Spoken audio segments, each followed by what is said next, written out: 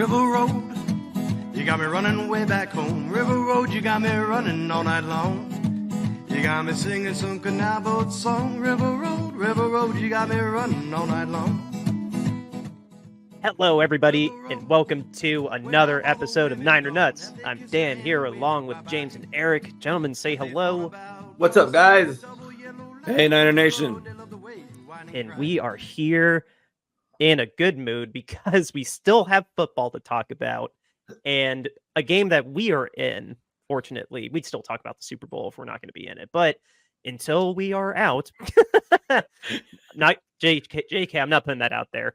We are talking about in this episode, guys, specifically the Lions. Yesterday, we talked about the Packers. Today, we're talking about our next opponent, another NFC North team in the NFC Championship. It's our third in a row, our fourth in 5 years, seventh in 12 years. We're at not the dance again. We're a step away from the dance again, and we just got to beat the feel-good Cinderella story of the year in the Detroit Lions behind Jared Goff and bite your kneecaps, Dan Campbell, and the whole slew of talent that they have on their roster. At home, though, thank God we're at home. But these guys are tough. I mean, anybody's tough in the NFC Championship. That's easy to say, but that's what we're discussing, like what the challenges will be facing these Lions that could be keeping us from Vegas. So I'll just open the floor to you guys. What stands out to you as some particular challenge that we need to hone in on while we're facing these guys? Well, first of all, like my take on this game is if the 49ers can blow them out, they should blow them out. But if it's a close game, I believe the Lions are going to win. I just think Dan Campbell and how aggressive he plays makes up for, some of their deficiencies. They have one of the worst defenses, one of the worst pass defenses. And to make up for it, he just keeps his offense up. He keeps his defense off the field by going for it on fourth down 30% of the time, past the 50% of the time he goes for it on fourth down. And so that's where Dan Campbell is ahead of the game when it comes to Kyle. And if the 49ers don't end up blowing these guys out of the water and just manhandling them, like I believe they should, when you look at all of this on paper, I think if it's a close game, it's going to go in the Lions' favor. One of the things that the Lions are really good at is getting pressure. They have one of the higher pressure rates in the league. Even though they're secondary, they've got a lot of passing yards against them. But they're one of the highest pressuring teams, like hitting the quarterback. I think they have the most knockdowns of any team. So, and that just means the quarterback hit the ground after he threw the ball because of a defensive player.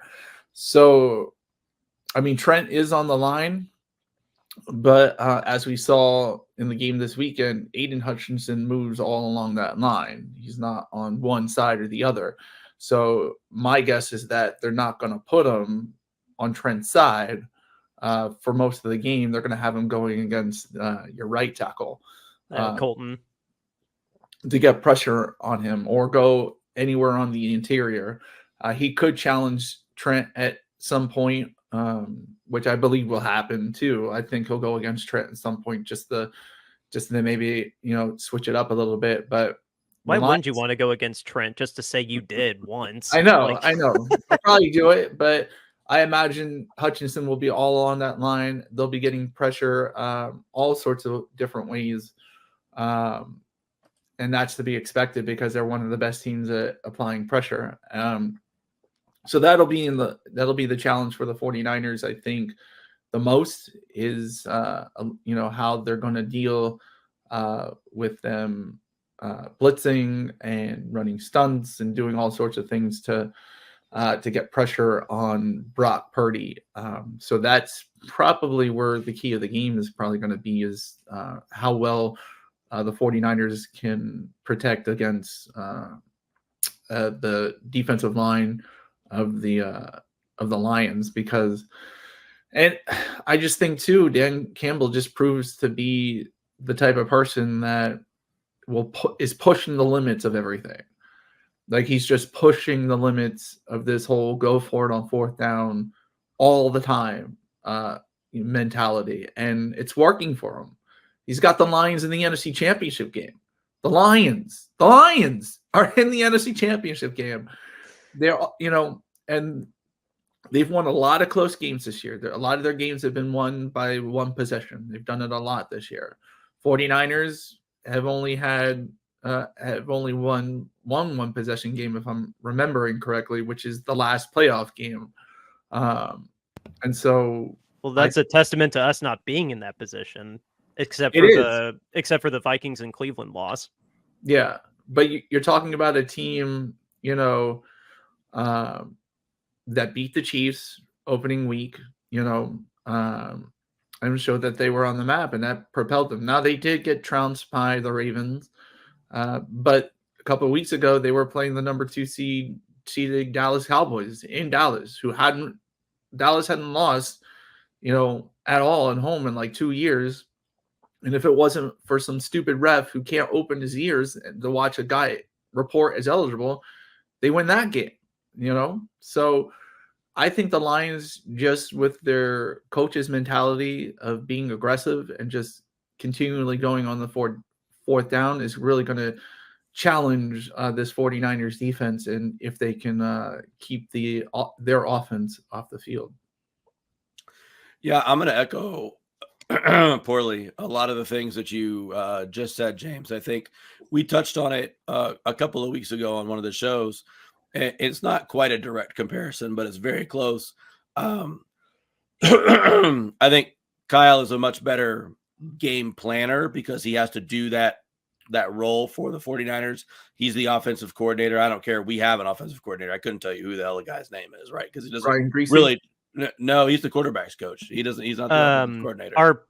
I think he is related to Kubiak. I think he literally, like by bloodline, is related to Kubiak. Oh, it might be a Kubiak, yeah. But I think his title is passing game coordinator, I think. Yeah. Regardless, we know Kyle runs the show, right? And so I think he's superior to Campbell in that regard. But Campbell doesn't really do the game planning stuff that Kyle does. So it's not really a fair comparison. But when you just talk about the head coaching role and kind of like the game planning, the game management, the time management, all of that stuff, I agree with you, James. I think Dan Campbell outcoaches Kyle in that regard just because of his aggressiveness and the things that he's willing to do. So that does concern me a little bit because typically we go into these games and for the most part, Kyle is the better coach. But I think he's going to be really tested by what Dan Campbell does in this game. I won't be at all surprised to see the Lions do some sort of fake punt or fake field goal if the situation is right. Obviously you got to have the right down distance, all that nonsense and stuff. I'm not, saying they're just going to fake it, but I won't at all be surprised to see them pull that out against us as well. And then I also agree with your point about keeping Purdy clean in this game. Aiden Hutchinson is a beast and he wrecks shop in there. And I'm afraid that we're going to have to keep Kittle in to help block or even just chip Hutchinson, which normally would be okay. But if Debo isn't playing, which we'll touch on here in a little bit more, not having Kittle out there to run routes and my voice is bad. I'm so sorry.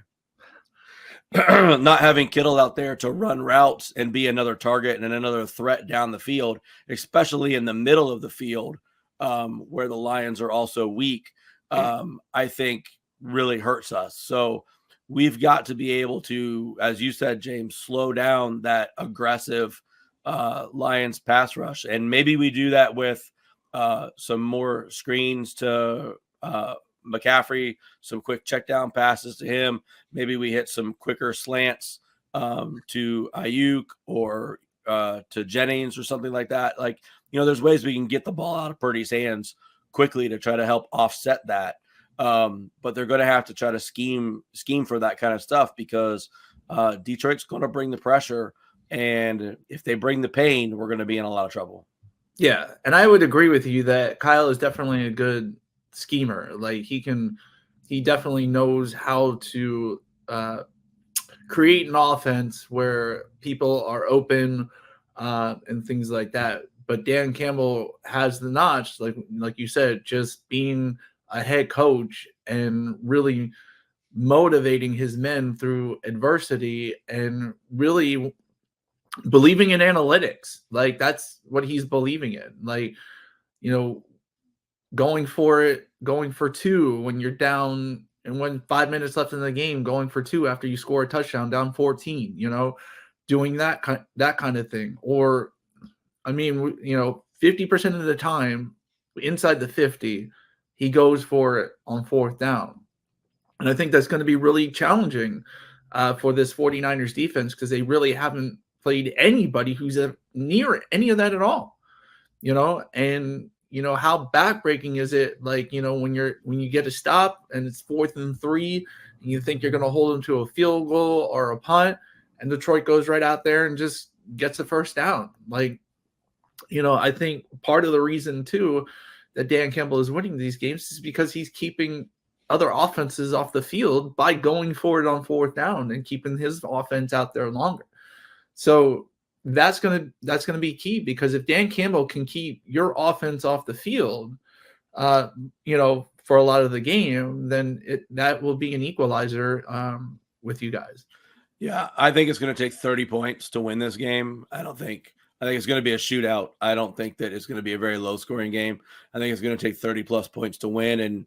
And to your first point, James, about, thinking that it's either going to be a 49ers blowout or the Lions are going to win a close game, I think you're right that it's going to somewhat come down to those fourth down opportunities that they'll have, because if they convert a lot of those, like you said, they're keeping the 49ers offense off the field. We're not going to get to that 30 points that I think that we need to get to.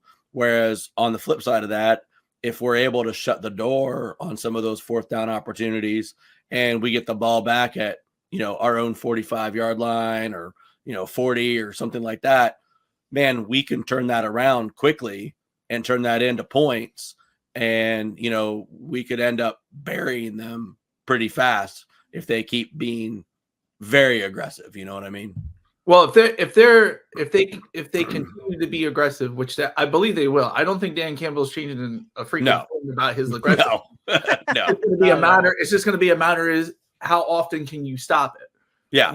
And how many possessions in the first half, can you stop, their fourth down plays, and can you score points when they give you the ball at midfield or on your own 45 or on the line 45? Because they do still go for it 30% of the time between the 40 and the 50.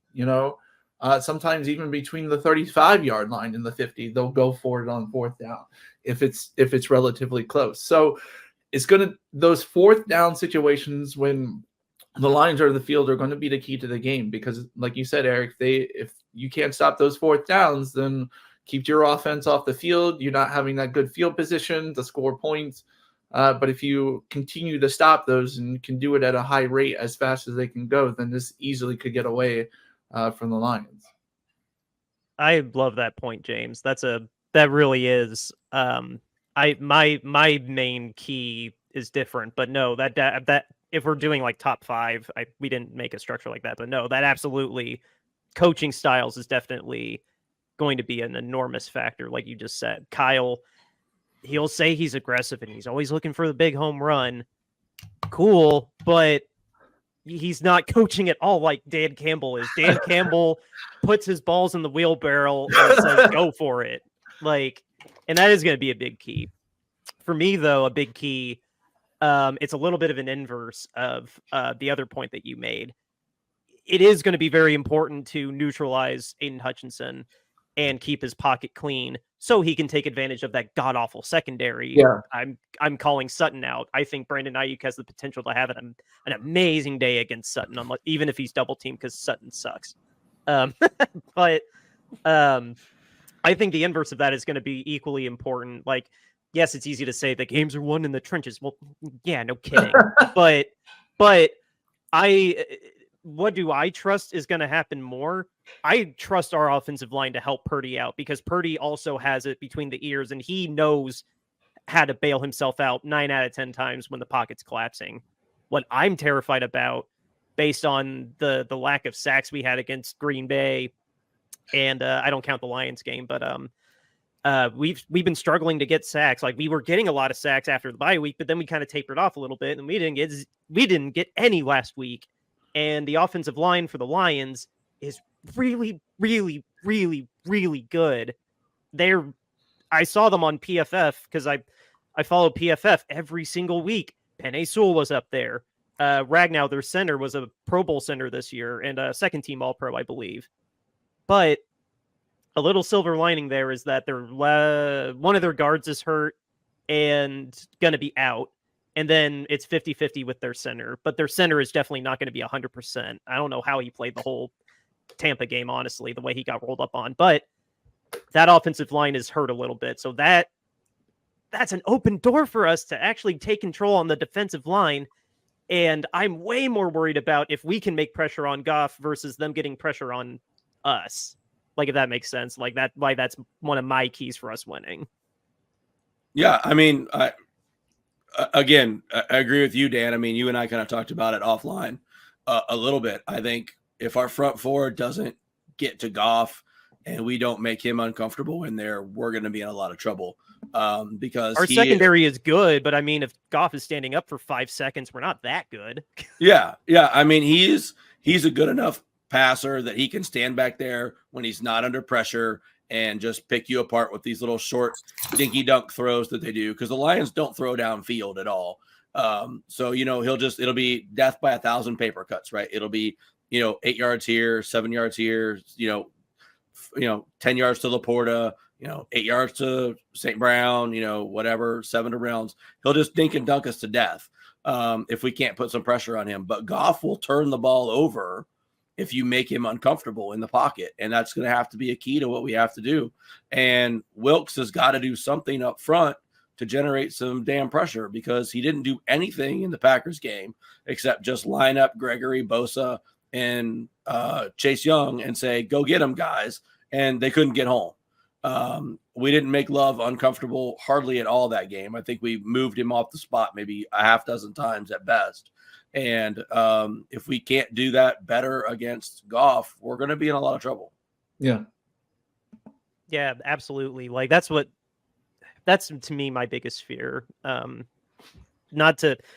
you got me worried about how aggressive Dan Campbell is. I really wasn't thinking about that much. The defensive line was scaring me more because I trust our offensive line. I think especially since we're all healthy, like Burford's even healthy. He just got benched for Feliciano. Like, kudos to you, dude. You're a veteran and you proved that you're not too long in the tooth. But no, I think other matchup wise, like, I think our secondary, just strictly the back 4-5 with nickel, I think our secondary kicks the crap out of the Lions secondary. I think there's ample opportunity as long as the pocket's clean. Even if Debo's not in, I think we definitely have an advantage there, as long as, again, the pocket being clean is going to be a big key. And you also gotta watch for trickeration from Dan Campbell. Like, he's been known to do fake punts, and we saw he puts 2 linemen as eligible receivers on one play. And he just thinks outside the box. This is the whole reason why the Lions are there, are here playing you guys, is because he just thinks outside the box. And like Eric said, like, I wouldn't be surprised if we saw a fake field goal or a fake punt or even a surprise onside kick, something like that. He's going to do something like that during the game, like, guaranteed. Like, the willingness to do surprises like that. Yeah, that's not something Kyle does. Exactly. And that's, Kyle does it like this. Dan Campbell is like this. Like, every once in a while, Kyle will do a halfback pass, or something like that. But Dan Campbell and the whole trickeration and stuff that he does is way above than what Kyle thinks or even tries to do. And that's why the Lions are here in this game, is because that whole willingness to just, hey, I'm going to outcoach you one way or another. My team may not be as talented as yours or anything like that. It's just, I'm going to coach my team so that you're going to have trouble, just keeping up with us with how you have to be on your toes on every single play, because if you're sitting back a little bit in your chair, you're not expecting something, boom, that could change the tide of the games with Dan Campbell. And if you're not on your toes the whole way, he's going to make it very tough for you. Yeah, I think, Dan, you hit on another point, and it's really kind of my key for the game is that, as we sit here taping this on Monday, Debo's listed as 50-50 for playing in the game on Sunday. That was going to be my next question: is how important is Debo? He's huge. He's absolutely huge in this game, and it's for the reason the reason that James was stating earlier, and that I kind of dovetailed off of. I mean, I think we're going to have to really do more with Kittle from a blocking perspective to slow down Hutchinson on that right side, and I think you're much better off if you have Debo and Jennings to deploy as weapons than having just Jennings and, say, Ray McLeod to deploy as your second and third option. If Kittle's not going to be able to go out there and run a bunch of routes, I think if you have to play kind of like that devil's game of, do we send Kittle out and let Hutchinson free and take our chances with that, or do we keep Kittle in and block? I think if you've got Debo out there and he's actually healthy and can really play, I think that opens up things tremendously, especially for him to have a really big game against that Lions secondary. But otherwise, I think it's going to be potentially very difficult. I mean, Jennings had a great game against the Packers. I don't know how sustainable that is. I hope he's been good. I mean, I'm not trying to crap on Jennings. He's been good, but he's never really had to play in this sort of situation, kind of being the what would be kind of the de facto 1B guy in our offense. And, that it's a real challenge for him in this situation. Yeah, and I would say, too, like, if Debo plays in this game, that's going to be very difficult for Detroit, because Detroit is one of the worst when it comes to missed tackles.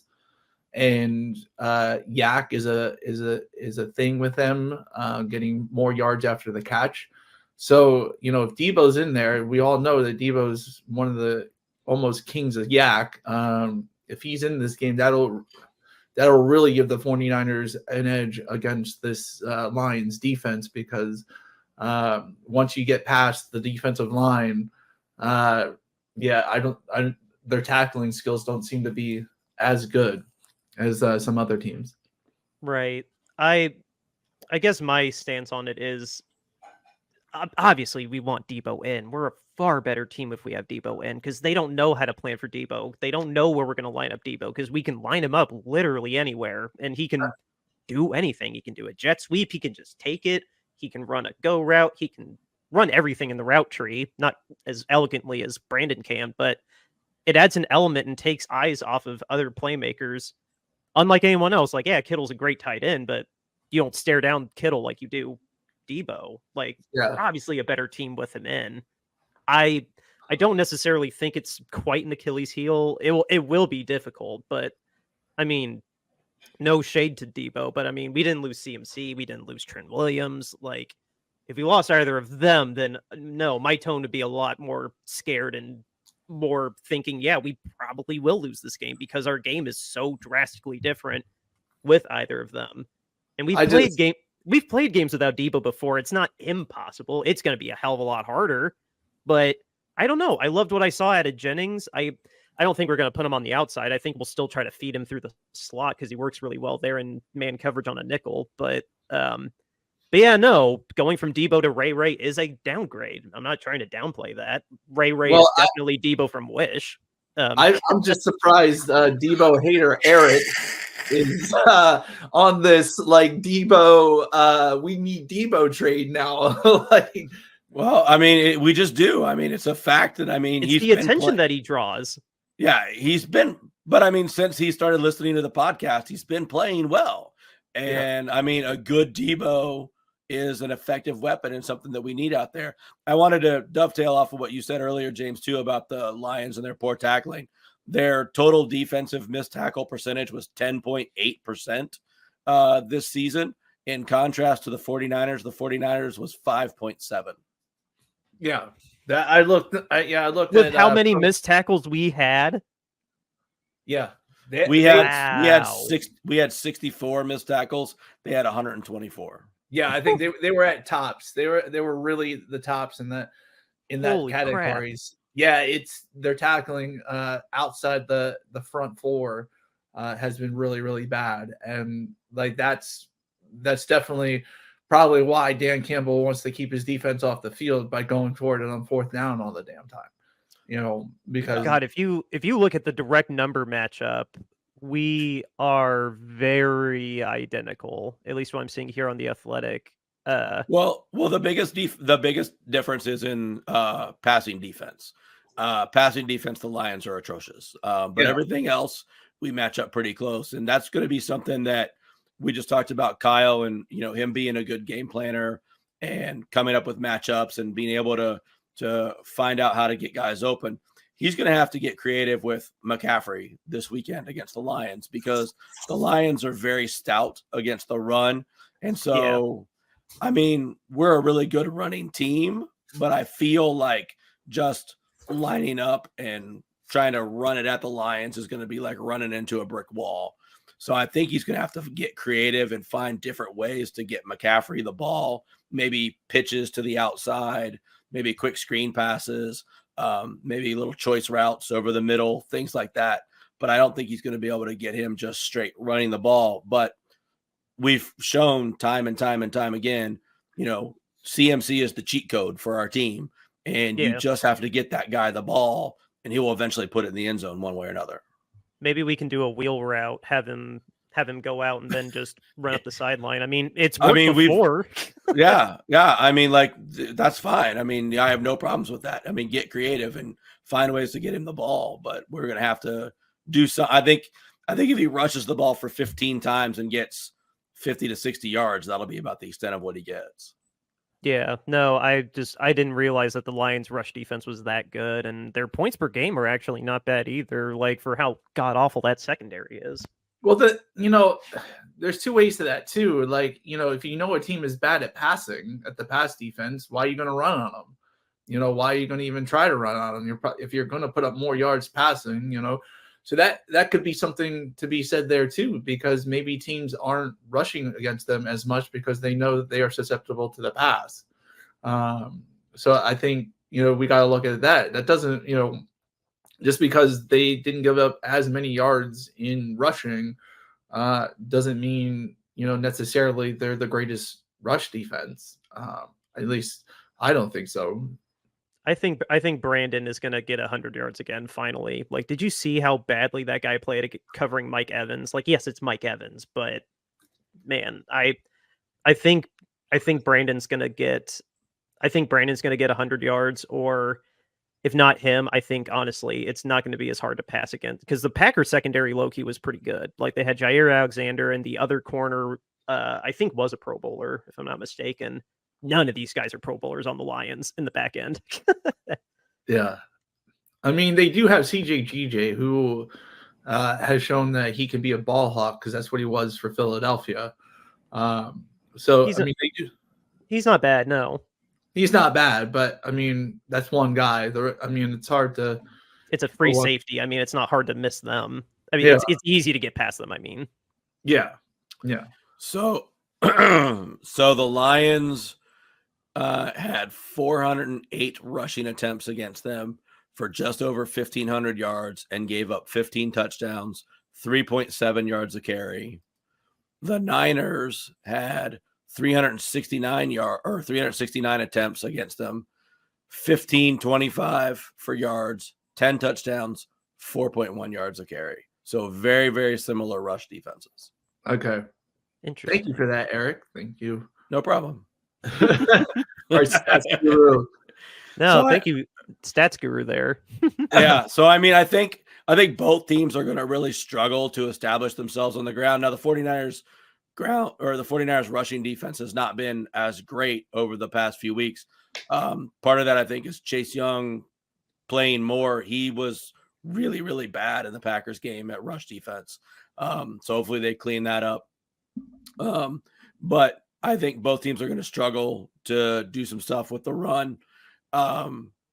It's really going to come down to, can the 49ers take advantage of that Lions secondary. I mean, you look back at this past week, and I know that they're not, 100% related or anything, but, Baker Mayfield threw for 3 touchdowns against this Lions defense.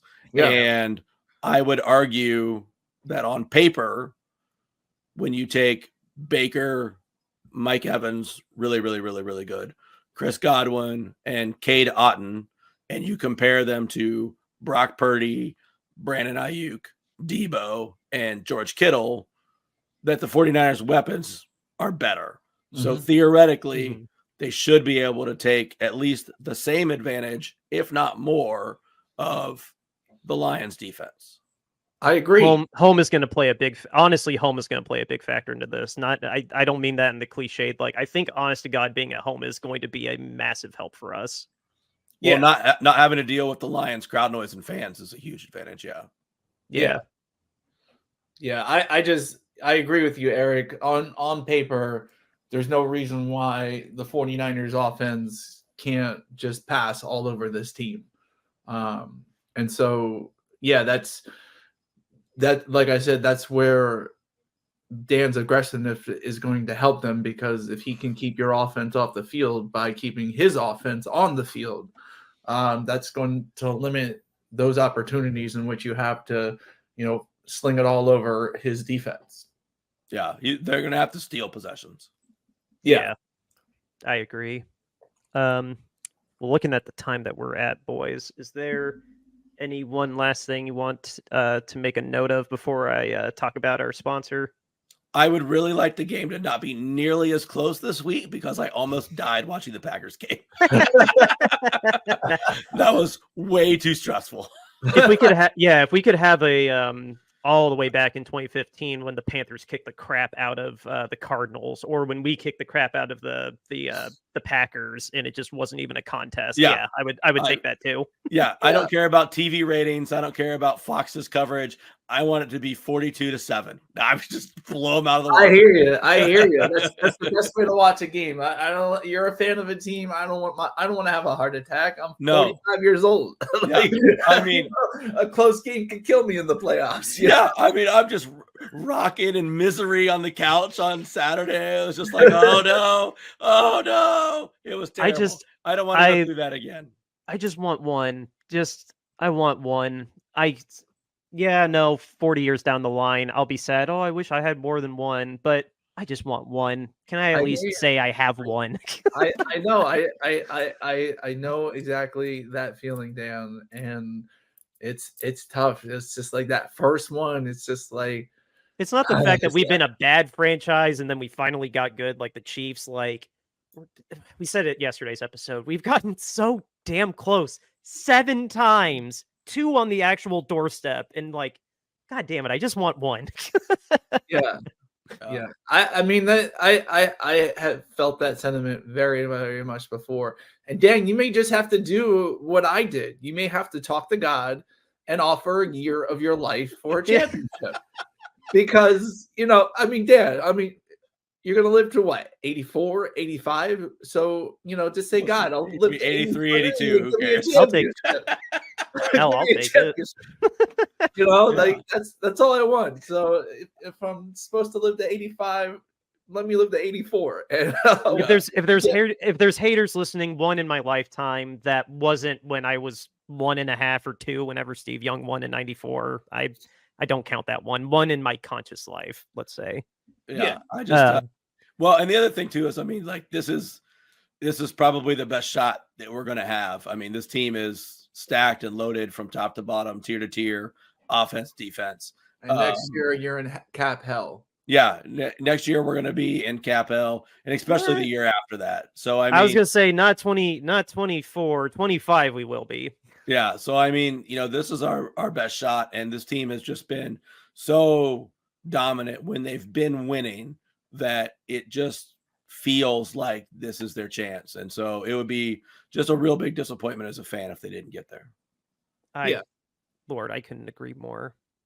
So I think with that, we still have another episode coming this week, guys, but that'll be our parlay episode. And then we'll see what happens. But now to close this out, we got to talk about our sponsor, RoyalRetros.com. What is RoyalRetros.com? It is your go-to place to get an authentic throwback jersey, not just football. They got basketball, baseball, soccer, all the major sports as well. But for you 49ers fans listening, go check out the Candlestick collection right now. It's specifically curated to celebrate our Bay Area team. And if you find something you like, use the promo code Shady Sports to get 10% off of your entire order. Again, it's Shady Sports in the promo code section when you check out to get 10% off of your entire order. So go to royalretros.com and go get yourself an authentic throwback jersey today. It helps the channel out. It helps the network out, Shady Sports. And yeah, go out and check out that collection. James, let's that way. There we go. James, let the people know what's going on with our charity. Okay, guys, just so you know, if you're a regular follower of the show and you missed our game recap show yesterday, just be aware we are working on some things with this charity, and we may have some big news coming out in the near future regarding this this campaign that we're running. So keep your eyes and ears open on Twitter and things like that. So, and maybe by Friday, when you listen to us on Friday, we'll have that news announced. But anyway, just so you know, basically in the news recently, some of the owners of the NFL have been caught doing some things, some bad things. The Houston, Texas minority owner especially was being charged with very serious sexual crimes in Kentucky.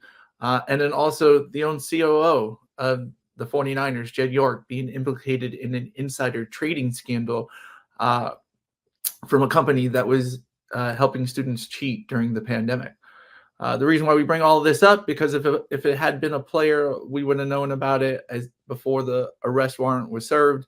However, in these cases with the Houston, Texas minority owner, he was charged. Months went by before the NFL said anything. In the case of Jed York, we can pretty much track it to 2 years where the NFL knew before anything came out and they said anything. So with that, that shows that owner standards are actually less than player standards. And the reason why we're bringing this up is because the NFL has said that owner standards are supposed to be higher than player standards, but it's not. And so to show you we put our money where our mouth is, we are raising money for a Kentucky Crisis Center by selling t-shirts. This is our statement: owner standards less than player standards, #owner accountability. We got that for $22.99 in a t-shirt. We have it in different colors, different sizes, and we have it in different styles. If you want to pay a little bit more for a hoodie or a crew neck, go about it that way. Our next shirt, guys, if you've been following the show and you really like this t-shirt and you just haven't gotten around to buy it, I'm telling you right now, this may not be here in 2 weeks. So get it while you can. $22.99 gets you that in a t-shirt. We have different styles, different sizes. The owner standoff shirt, we had it for the Dan Snyder campaign. We don't know if we will continue to have this as part of our campaign. So if you want it, now's the time to get it. Next up, we have our podcast logo art. You'll see this on our YouTube channel profile. You'll see this on our Spotify profile. You'll see it on our Apple Podcast profile. Anywhere that you listen to us or follow us, you'll see this logo. You can get it on a t-shirt, $22.99. And we have different styles and different sizes with that as well. This is our alternate logo. I have this shirt, very good material, $22.99. Get you that in a size, in a size t-shirt with different colors, different styles, and different sizes as well.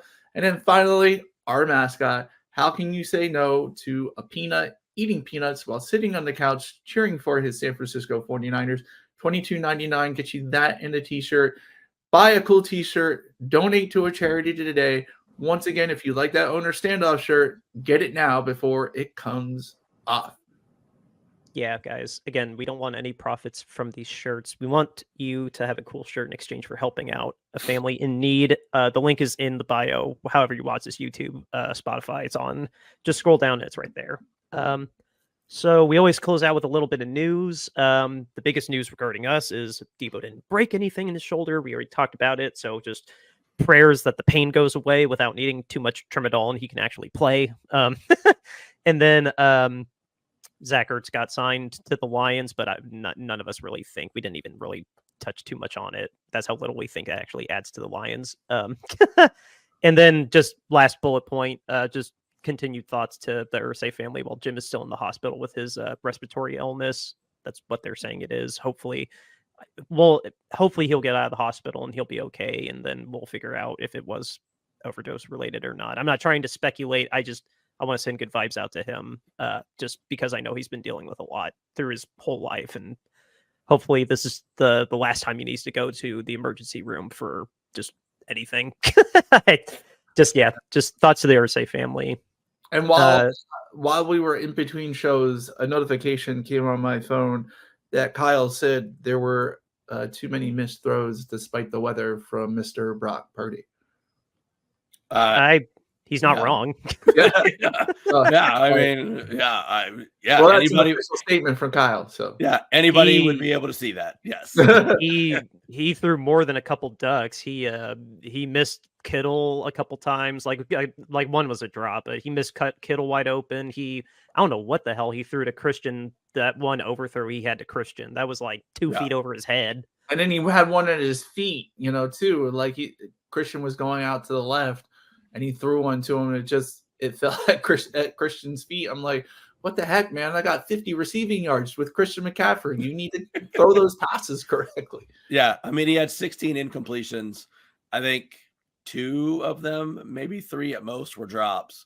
The rest of them were all off-target throws, and probably a good half dozen of them looked like ones that he just either airmailed or, like you said, threw into the feet, and it was like, what the heck was that? So yeah. Oh, and I would agree. Shout out to Savage for having a brain fart and not being able to corral what would have definitely been a pick six, and this would be a very different episode if he got that pick six. Yeah, for sure. For sure. But that won't be a problem against the Lions. I say that, I'm knocking on wood because I regret it, because now he'll throw a pick six. But yeah, that's all we got for this episode, guys. Catch us Friday for our parlay episode, and then we kick off at 6:30 on Fox. This is for all the marbles. This is our trip to the Super Bowl on the line. So yeah, time to nut up or shut up. James. Outro music, River Road, Justin Muth. Let's beat the Lions. See you Friday.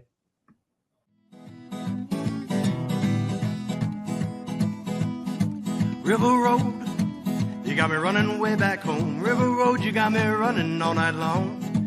You got me singing some canal boat song. River Road, you got me running all night long.